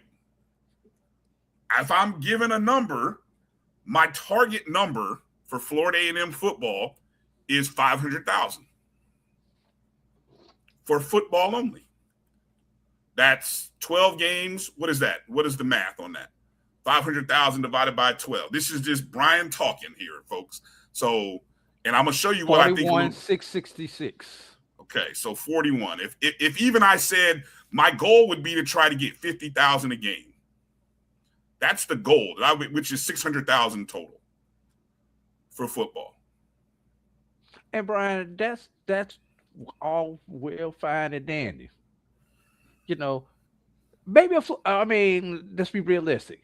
Florida A&M, especially when you consider the educational component of it and everything else that goes into Florida A&M, with them being ranked on that Forbes list that Steve talked about in the great article there on HBCU Game Day. Yeah, Florida A&M is going to command more money if negotiated properly. Should get more money than Alabama A&M. Jackson State, if negotiated properly, should get more money than Alabama A&M. But, for each one of those, there's going to be schools below them, Bryan. That's why I say Alabama A&M becomes the baseline. Yeah. So there are going to be some that are higher. There are going to be some with lower. And we may find out Alabama A&M is right there in the mean. Right there. Maybe so. Right there in the middle of that bell curve. Mm-hmm. It's a good point. But Bryan, let's think about this. We've been doing this for a while and have not been able to directly monetize this, Bryan. What are you talking about? Who is the sponsor of the Florida Classic? Florida Blue. The Florida Blue. Blue Cross Blue Shield. Blue Cross Blue Shield. Have we not seen them patches on? Okay, now, but that's incorporated with the classic logo. But we've already been doing this, y'all. It is. And let's think about this, Bryan. Maybe now we've seen that one school, Alabama A&M, sell their entire season for $250K. Mm-hmm. We're going to see other schools possibly sell individual games. Mm-hmm. You think it might go that route? Games? Think about it. If I'm Jackson State, if I got somebody at Jackson State, what can Jackson State get for homecoming? What can FAMU get for homecoming by itself? What you get? What could Grambling and Southern get Southern get just for the Bayou Classic, just selling that one game? But Drew, if I'm going to put myself in the role of a business corporation, the whole idea of the patch is to be on a jersey where it can be seen. Bryan, right? If Bryan, your homecoming let's take the Bayou Classic. You talking about the Bayou Classic okay, on NBC see Okay, yes, on that's different. Yes, Thanksgiving that weekend. is different. And That's I get different. to put my packs right there. You just said homecoming for Jackson. I don't know where I'm that just game saying. is. That's FAMU. I'm just throwing That's different. FAMU I'm just throwing versus different Jackson things. State. Where is what channel is that game going to be on? Is that going to be on terrestrial? Is that going to be on ESPN or ESPN? Probably plus or a plus? U, plus a U probably. Okay, I don't know. Yeah, but you know, Brian, you have to learn how to value this and put these metrics to this, Brian. And like Dr. Cavill said, the value is whatever the two entities agree on. That's the value. Yes, but it also requires somebody on one end, preferably probably on the university side, that has an understanding of their value, right? And also, you've got to be able to look at the marketplace to have whether you use the Alabama A&M baseline or whether you use another company or another school, you got to have a starting place, right? You got to have a starting place. Now, one of the bigger hindrances for some schools, most schools, is that you don't have an AD Paul Bryant to be able to go get you a deal like what Alabama and A&M has. That is a big hindrance for some schools, most schools. I'm not going to say who, but it is what it is. Even if you do have a Paul Bryant, you probably got somebody in the president's office who's going to veto it. So he's also got a supportive president. I'm not going to disagree with you. Just take you behind the weeds. I'm not going to disagree with you, right? Okay, so when you're right, you're right. So those two things have to. So while I'm just talking, at the same time, yes, you have to have the leadership. You got to have the right kind of people to make the deal, to understand what kind of deal is being proposed and made, and understands the value of your brand. It's very similar to I did when I was in undergrad. I interned in the athletic marketing department with the man who would go out and sell Rattler football across the state of Florida. Rattler football was in practically 12 or 13 different markets across the state of Florida. This radio. That's on radio, right? And you had to be able to sell and say, there's a reason why you want this broadcast, because it's going to draw the loyal fans that love this program to your radio station, right? And so, outside of this game, we're supporters. And so, but you got to have somebody who understands the value, what you're worth. Okay. So there's that.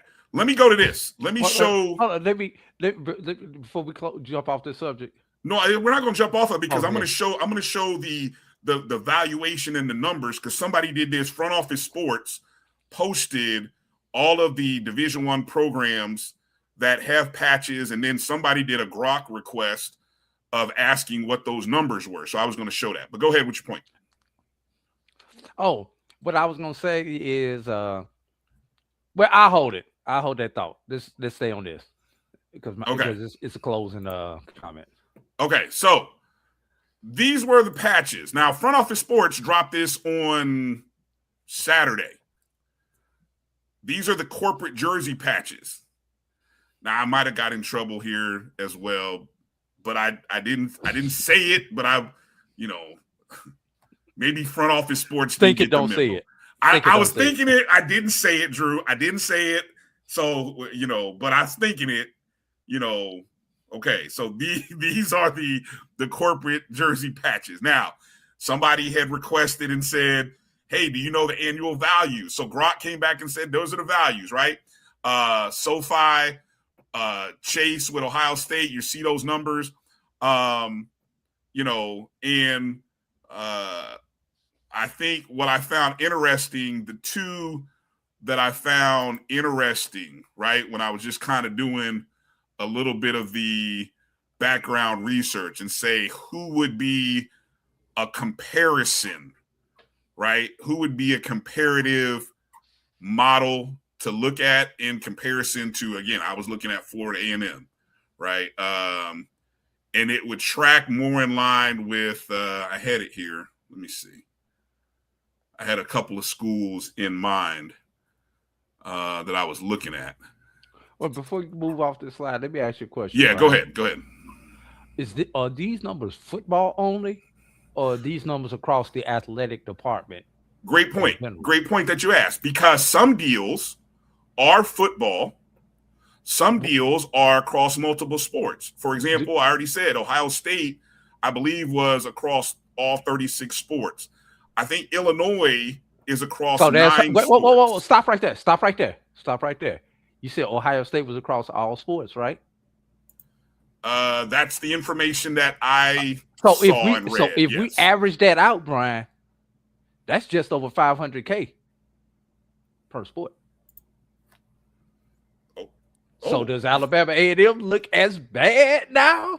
It was never about looking as bad, because, see, again, when you want to look at it from for football, see, Ohio State. This is all about how you. For football? If you view my comment as half empty, then you look at it as me dissing Alabama A&M. I'm looking at it as half full, because I'm looking at it from the Florida A&M perspective. And you just said it. If the Ohio State brand for football is getting $500,000 because they're dividing that up among 36 sports. Now, I don't know if it's evenly, Drew. So, see, I mean, obviously, we know football is king, but if you do the average, but some sports, it's just under 500 per sport. Okay. Well, hey, guess what? I mean, there's that 500,000 I was talking about. I'm just, don't shoot the messenger. I'm just saying, right? Illinois, look at the Illinois number. Now, Illinois did a multi-year deal. Now, that's over 9 sports from what I read. 5 years, $6 million per year over 9 sports. What's the math on that? Take a look at the number for Wyoming. 666,000 per. If Wyoming University is getting that number for maybe all of the sports, and I don't know, I'm trying to find. I thought I had all this data somewhere. It's in these long notes. Okay, here it is. Wyoming is getting that for football, men and women's basketball, $900,000 annually. Is that so unrealistic for Florida A&M? Football, men's and women's, that's $300 per. Yeah. Okay. And Alabama A&M got what, Bryan? $250 for football. Okay.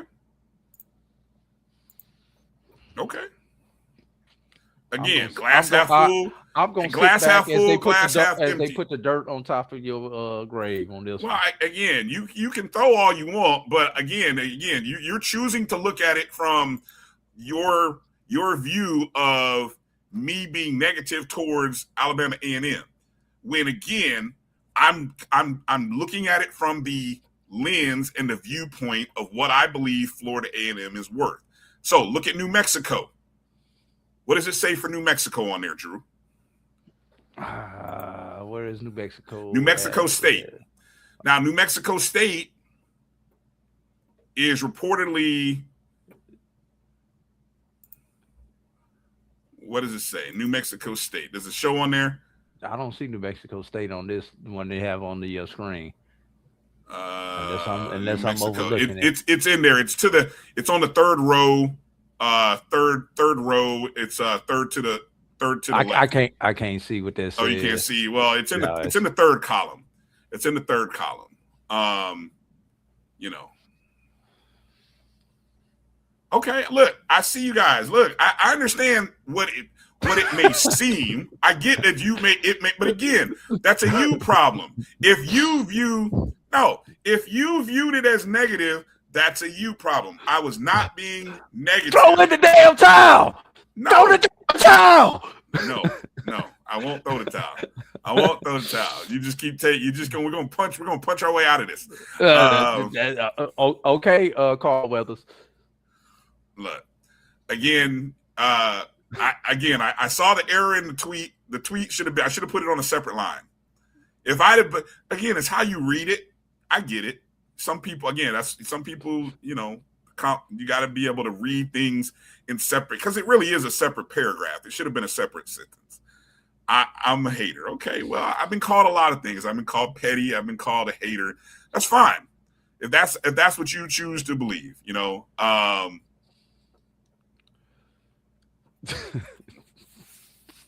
I mean, okay. It is what it is. Again, if I had started the tweet differently, you would have a different perception of. No, if you'd have stopped after the first line, you would have been all right, Brian. I was okay. So I'll give you one more example of. I'm gonna end on this. Tread lightly. Huh? Tread lightly, because you done already dug yourself a big hole. I'm gonna end on. Let me see how quickly I can access this here, because there is and I sent this tweet out as well. There is a particular Nike running shoe. When I'm going back to the brand of Florida A&M, right? The brand of Florida A&M. And let me see if I can pull this up quickly. Brian, if I can get all the other before stuff. you get to it. Go ahead with your point, Drew, and I'm going to pull up the graphic. Go ahead. I'm going to say this. You might get more sympathetic ears on Wednesday night.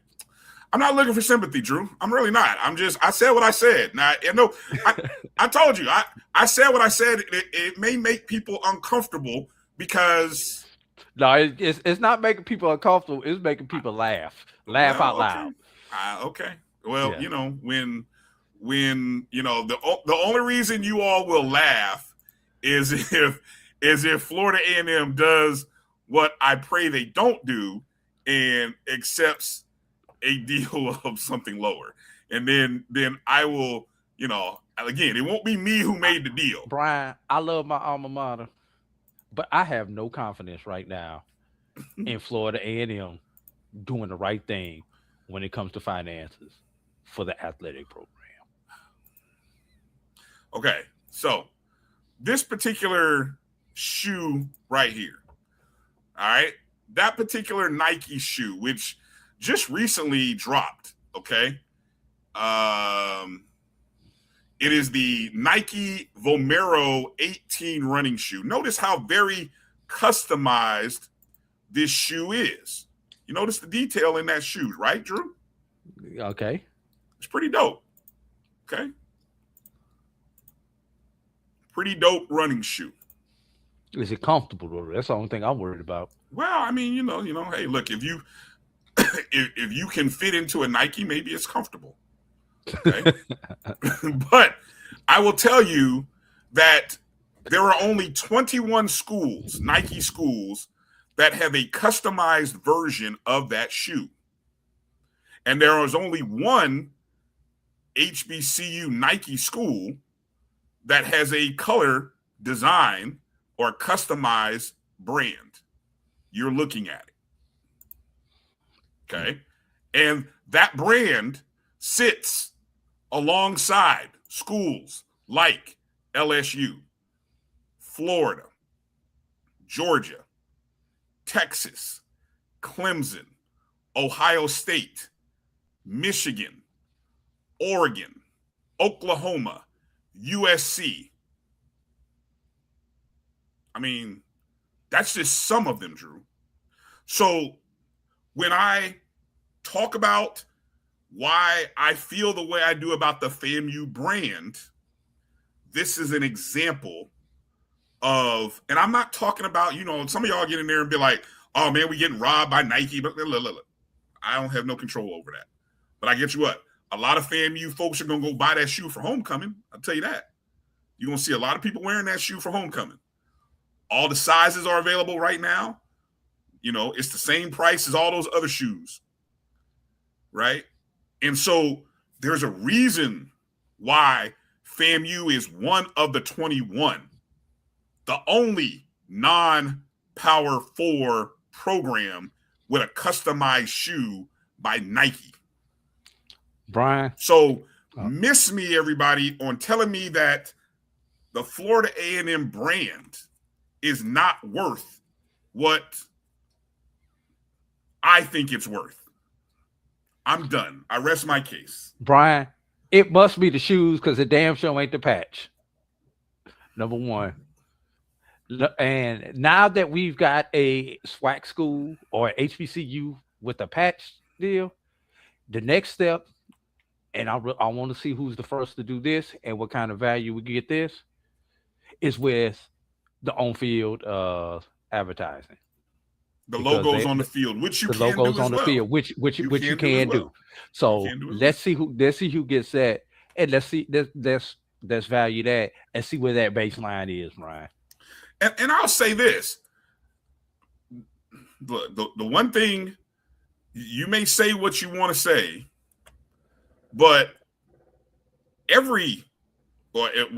if you consider yourself an elite program, a blue blood program, you should be asking your leadership at that particular school, what are we doing to create revenue with the logos on the field, with the patches? We're trying to take advantage of the opportunity.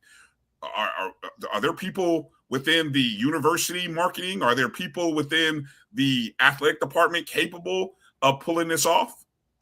Is the support there from the president? You all should be asking those questions. You all can sit by on the side and just watch all this money. You can watch it pass by. Some of y'all, maybe you're going to go play the Powerball. God bless you. Go play it. It's 750. 750. It'll be 850 I'm making a prediction. It'll be 900 by the time Wednesday comes around. So go play the Powerball. And then you go donate the money to your university and get a patch with your name on the jersey. Because some of y'all, that's what y'all going to do. You're going to sit around and wait to do that. But you could also ask the people who are in place to do this kind of stuff. You could ask them, what are they doing? It's a fair question to ask. They're going to ask you to spend money on season tickets. They're going to ask you to spend money on concessions. They're going to ask you to spend money for parking. They're going to ask you to spend money to donate to this, donate to that, support that team, support this player. I'm sure you could ask them about, what are we doing to get some of this money in this recession-proof economy known as college athletics? I'm done. Let me stop. Is it 8 o'clock? It's time to go. Y'all done pissed me off now. See? I done said what I said. You ain't talking me off of it. Good night. God bless y'all.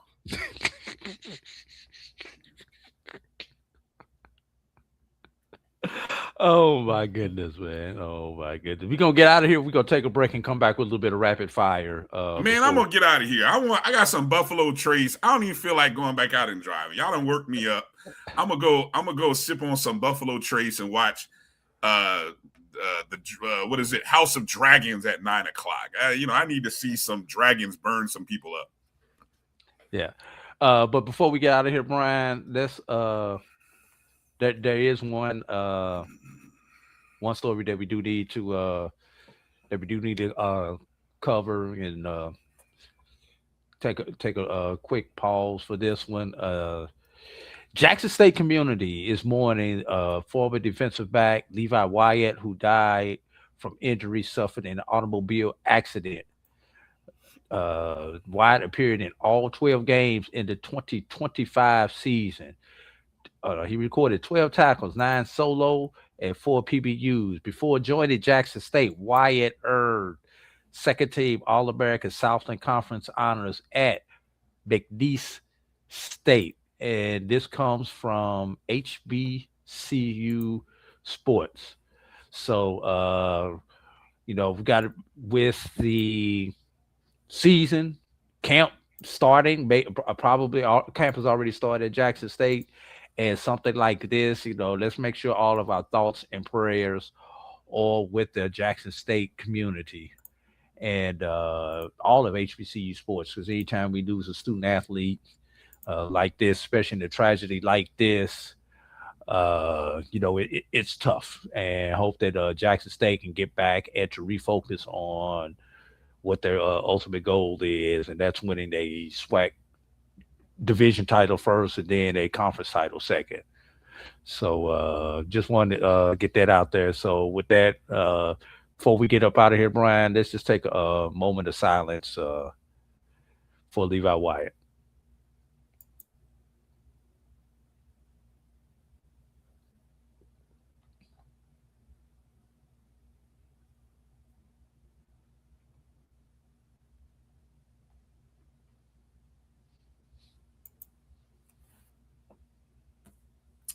Yeah. Well said. Condolences to the Wyatt family and the community, those who knew him. Very sobering situation. So prayers and condolences. Sorry to hear about that. Yeah, couldn't get out of here without getting that one in. Not a problem. No, definitely worth making mention of. All right. Well, as we think about the week ahead, you'll have camp news coming out of a lot of schools. Maybe we'll get some other great sound bites. I didn't get a chance to. The best sound bites I heard might have come from Marshall Faulk after day one of practice, where I think a lot of folks like to channel Chennis Berry because he is so passionate, but to hear Marshall Faulk echo words that were ironic, very similar to what the clip that you guys played on Thursday's show, I got a chuckle out of that.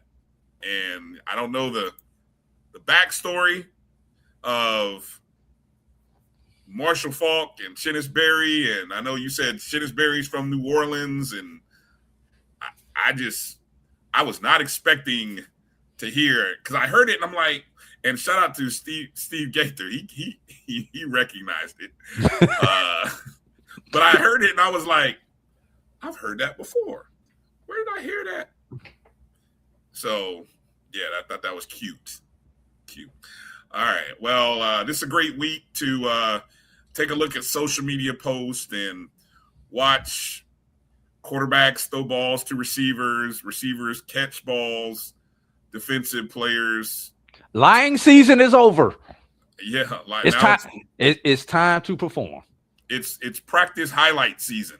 So let's watch guys in their practice uniforms make great plays and some catchy, cool music and some graphics and let's just enjoy that for a week. And maybe we can have a week of peace with no ridiculous headlines. Try not to start any Twitter beefs. I know that's going to be hard for some, easier for others. But it is what it is. Schools are starting to ramp back up in some states. I think Atlanta's starting tomorrow. Isn't it? Yeah. Oh, right here in my Atlanta. gosh. Some parts of Georgia already started. Woo, Jesus. South Georgia already started. Yeah, we start in Florida next Monday. Yes. Alabama starts up next Monday. Woo-wee. So, shout out to all the teachers who are getting their either starting school or still trying to get classrooms. Shout out to the teachers who are still trying to look for jobs. It is what it is for some of us, right? When those numbers come in and you can add 3 more teaching units or something like that, we're gonna see some phone calls being made. Yes, he is. All right. Yes, exactly, Edwin. I'm about to hit this Buffalo Trace that I got sitting staring at me, and I'm gonna watch some dragons burn up some people. That's exactly what I'm gonna do. So, all right. Do us a favor if you would. Go find the BCSN Pod Zone on your favorite podcast platforms: Spotify, Amazon Music, iHeartRadio, Apple Podcast, and more is where you can find the BCSN Pod Zone. We'd appreciate it if you would go and check it out. If you missed any parts of Carlos Brown's show yesterday, which A.D. Drew made an appearance. Shocking. I mean, he put it out. I just happened to have the day, a Saturday when I didn't have to do anything. One of the last Saturdays I will have over the next 4 months, and I gave it to Carlos. There you go. So you can go listen to Carlos's show. Feed no Wheeler Brown, but you had Coach Petway, Charles Edmond, A.D. Drew. You also had a young man from the Advocate, yes. TJ Brown, I think is his last name. He covers Southern University, so that was a good interview, good conversation that Carlos had with you guys had with him. So go check that out on the BCSN Pod Zone. Subscribe, download, rate, review wherever you can. Thank you for watching tonight's show. Appreciate all you guys in the chat. It's all love. Thank you for all your comments and participation. Again, I apologize if I offended you, but at the end of the day, it might just be a you problem. But congratulations to Alabama. How you mess up an apology with a shot at the end, man? I couldn't help it. You was good. See, there you go again. Stop after the first period, Brian. You just did it again. I couldn't help it, Drew. I'm sorry, because all right, let me just close the show out. All right, it's time to go. Yeah, push that red button and get us the hell up out of here before you say something else that get you in trouble, because I'm good. I don't know that guy over there. I really don't know that guy right there. That's the chat. You're pointing to the chat box. Oh. Anyway, thanks everybody. Have a great week. Good night. God bless. Be safe out there. Hug your family. Dap up your friends, and kiss your children on the forehead. Peace out, everybody. Travel light, everybody. We'll holla. You stay on hard.